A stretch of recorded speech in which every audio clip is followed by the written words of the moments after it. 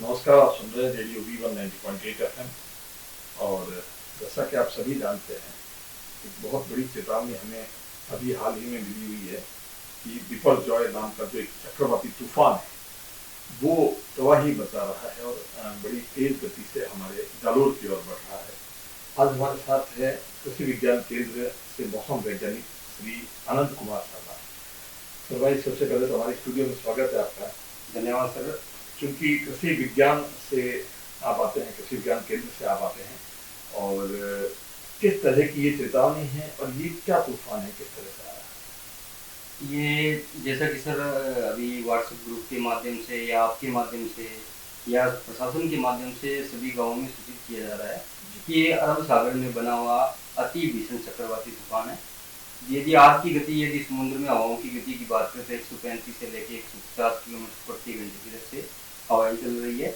इसके साथ साथ जो इसके लगता है एरिया है, जैसे गुजरात की बात करें तो लोग जो मैक्सिमम जहाँ पे इम्पेक्ट होना है वो जो कच्छ क्षेत्र है, उसमें मांडवी पोर्ट है, मांडवी और जखाऊ पोर्ट के पास इसका प्रभाव होने की संभावना है। और वहाँ इसकी हवा की गति 125 से 130 किलोमीटर प्रति घंटे की दर से रहने की संभावना है। और यदि अपने जालोर की बात करें मुख्य, तो जालोर में कल 16 को इसका प्रभाव होने की संभावना है।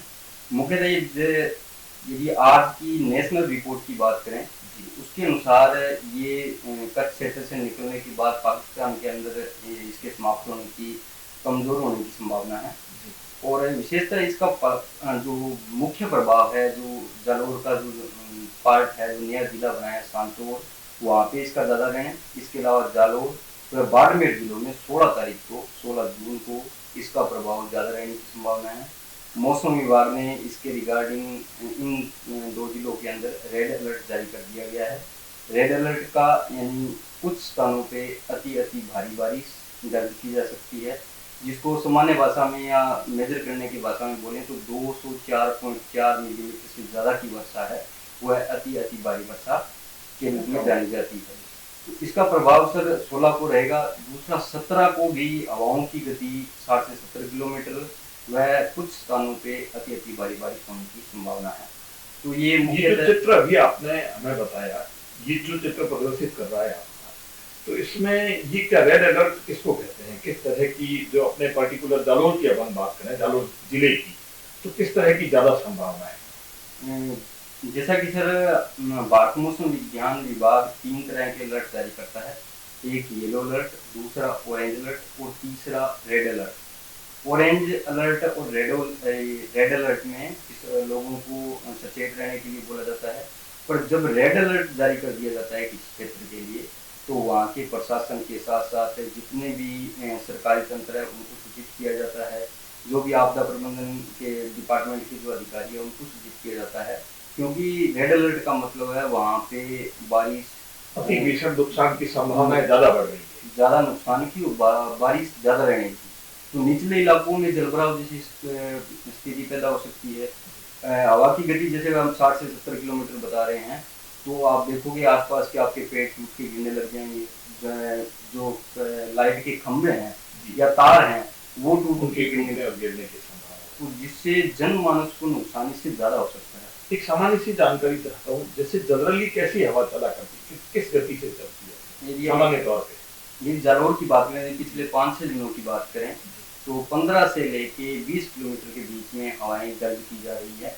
और यदि जून माह की बात करूँ मैं सामान्य जालोर की, यदि पिछले 30 से 35 सालों की रिकॉर्ड की बात करूँ तो जालोर में इस समय 11 से लेकर 15 किलोमीटर प्रति हवाएं नॉर्मल चलती रहती है। तो ये 60 से 70 की चलने वाली है, ऐसा एक पूर्वानुमान है, या उससे भी ज्यादा हो सकती है? हाँ, 60 से 70। और जो आज की नेशनल रिपोर्ट है उसके अनुसार बात कर रहे हैं, यदि इसका इम्पैक्ट बढ़ता है, ये आगे बढ़ता है, तो हवा की गति तेज भी हो सकती है। क्या किस तरह की सुरक्षा रखनी चाहिए किसानों को और आम आदमी?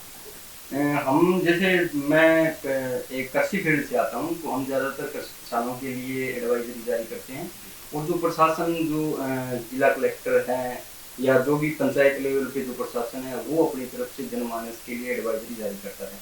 यदि मैं कृषि की बात करूं तो कृषि क्षेत्र में हम अलग अलग फसलों से संबंधित, पशुपालन से संबंधित, उद्यान विज्ञान से संबंधित अलग अलग एडवाइजरी जारी करते हैं।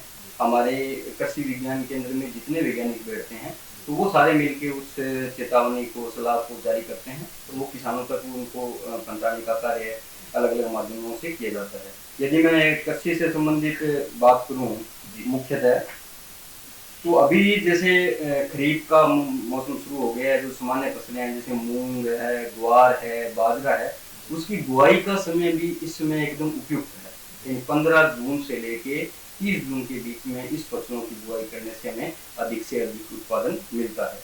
और पिछले सालों की रिकॉर्ड को भी देखें, यदि आज से 1981 से लेकर 2012 के मैं डाटा एनालाइज कर रहा था, उसमें देखे हैं तो जो मानसून की जो शुरुआती बारिश है, जिसे प्री मानसून बारिश कहते हैं, तो जालौर के अंदर वो लगभग 10 से 15 के बीच में हो जाती है। तो इस कारण इस समय जालौर के अंदर सबसे ज़्यादा बुआई की जाती है।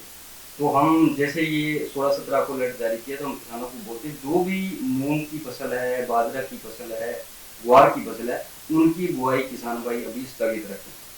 दूसरा, जिन किसान भाइयों ने सब्जियों की खेती कर रखी है, वो किसान भाई किसी भी तरह की सिंचाई व किसी भी तरह का रासायनिक छिड़काव अभी 3 से 4 दिन स्थगित रखें। व दूसरे किसान भाई जो जिनके पास ये जानकारी नहीं, उनको भी ये करने के लिए बोलें।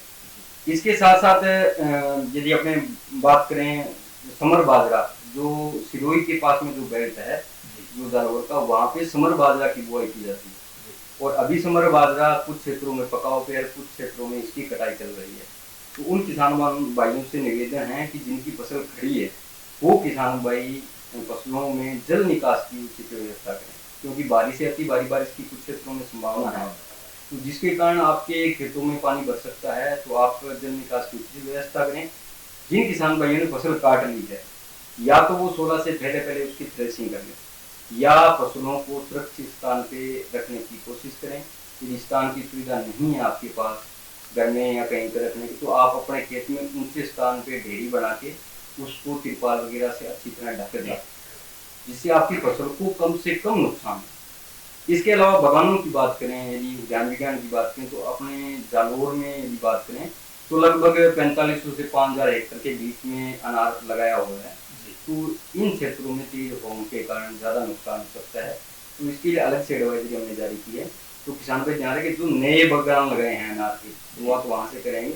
जो नए बागान लगाए हैं, उन पौधों को तेज बारिश से बचाने की व्यवस्था करें। हो सके तो घास फूस से ढकने, या टाट बोरे, या एक कार्डबोर्ड आता है, उससे आप अपने पौधे को ढकने का प्रयास करें, जिससे वो तेज हवा में ना टूटे। दूसरा, उन छोटे पौधों में जल निकास की उचित व्यवस्था करें, क्योंकि जालौर में 16 व 17 को दोनों दिन तेज हवा और बारिश की संभावना है। तो इस कारण आपको ये दोनों प्रबंध हैं साथ में करने पड़ेंगे।